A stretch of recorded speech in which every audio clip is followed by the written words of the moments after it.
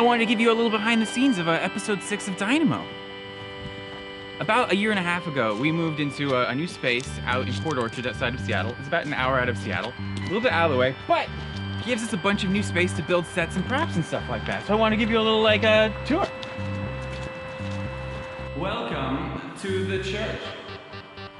This is let's not go, don't go in there. Let's go this way. I don't know what this guy's up to.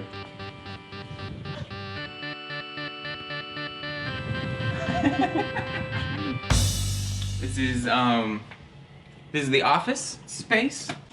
This is where I sit for hours and hours and hours and hours and hours and click and have a lot of good times. Today the office is open. This video is gonna have a little bit of an identity crisis because it doesn't know whether it's behind the scenes or a visual effects breakdown or like a Christmas newsletter.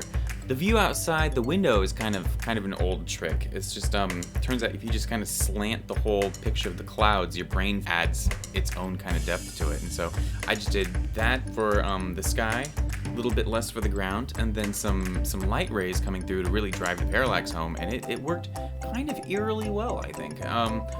There's some weird kind of glitches and stuff in the video feed from General Fender, and it looks like it's like a video effect, but it's actually because we just did a video call with him, and the connection wasn't that great. It turns out coordinating everybody's schedules after all this time, especially when people are getting married and moving and doing all of that, is tricky. And so if I can just do a video call with somebody and screen capture it, and bam, there we go, they're in the scene. That's a good way to go. This ship right here is the same model that we were using originally, although it has been updated to work in the Cycles render engine and add a lot of little greebly bits to kind of up-res it. Whole scene is green screen. I'm delighted with how well this scene turned out, considering how lazily we shot it. There's Sean there supporting the ladder, and Rowan's walking down.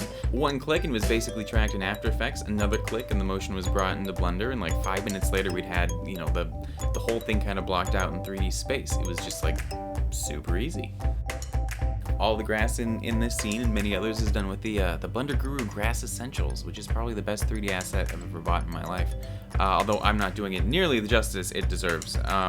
So how do you make a floating living room? It actually wasn't all that hard. I took some behind the scenes photos from when we were on set, and I used Blam, which is a camera calibration tool for Blender, to help reconstruct the room. And so I basically just projected those pictures back onto some rough 3D geometry. And that was most of the battle right there. I think I took like 3 different camera angles and mapped them out, and combined that with a couple handmade pieces, and it was just kind of ready to go. Yeah, sounds about right.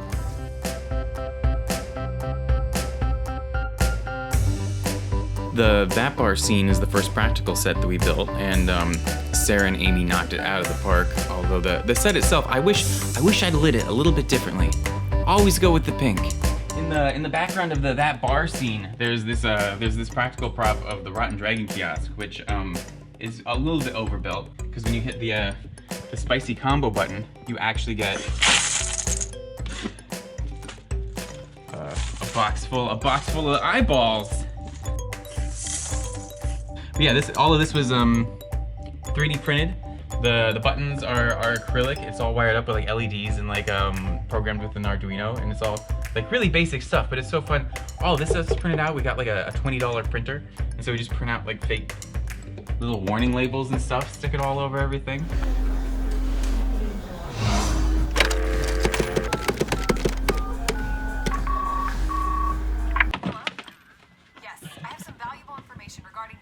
I keep writing scenes that take place in phone booths, but there aren't actually phone booths anymore, much less like sci-fi phone booths. And so, yeah, built my own using a bunch of plexiglass and 2x2s. The fun part, actually, you can't see it right here, but like scraping the glass all up, so like when the lights shine through it, it's all like grungy and things, and adding like all the stickers. It was very fun. So I think this should turn. Hey, turns on. This guy is really fun. This is one of my first 3D printing projects.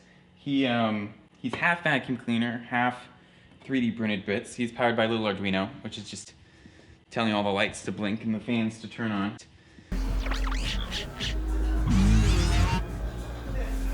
So this whole place is actually an old church compound, and it sat abandoned for 10 years, and then we worked really, really hard, and we bought it, and I've just kind of spent the last year trying to fix it up and turn it into an art studio type place.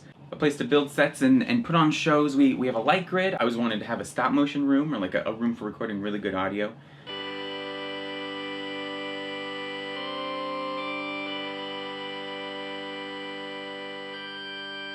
So this is the property. We've got the church building right here. We live in there. Couple guest rooms. We're thinking maybe we'll build, you know, some more bunks or whatever for like late night shoots in some of the rooms in the church. Let's go see if they have some warm soup for us to let us in from the cold.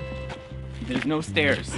Good. Caitlin's office is up there, and she paints her bones and such. Turns out we only clean up the place right before we make a big mess for like the next event.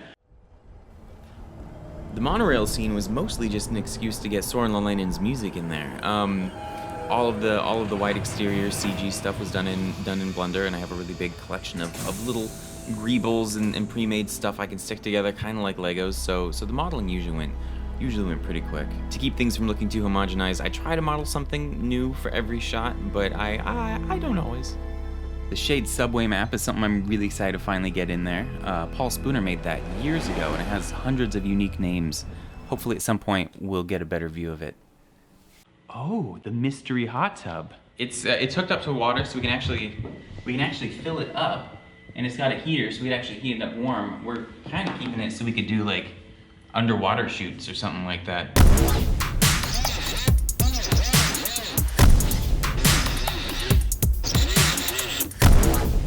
This is the bottle scanner, this is just foam core that's been sliced up with, you know, an X-Acto blade and hot glued into these shapes, covered with a couple like plastic bits, spray painted all white, covered it with a couple, you know, decals that we printed out. It's run by a servo and a few LEDs, powered by an Arduino that just has this really basic program that, you know, rotates the bottle a random amount and then flashes the lights, rotates the bottle a random amount. It's really loud, and unfortunately, the little like grommet, whatever, that I had holding the bottle to the servo, just split, I think because it's really cold in here at night. And I don't know what this is. This is a piece of garbage, and so Colin and I were trying to re-glue it, but I might just have to figure out what this is. Oh man, we used foam core for basically everything. In the laboratory set, the entire back wall is covered with these $1 sheets you can get from Dollar Tree, and yeah, we're just able to hot glue them and paint them and shove them together, and you can just mock things up really, really quick. The whole set cost like $30, and then I just threw a CG layer on top of it. Didn't have to roto anything. It was great.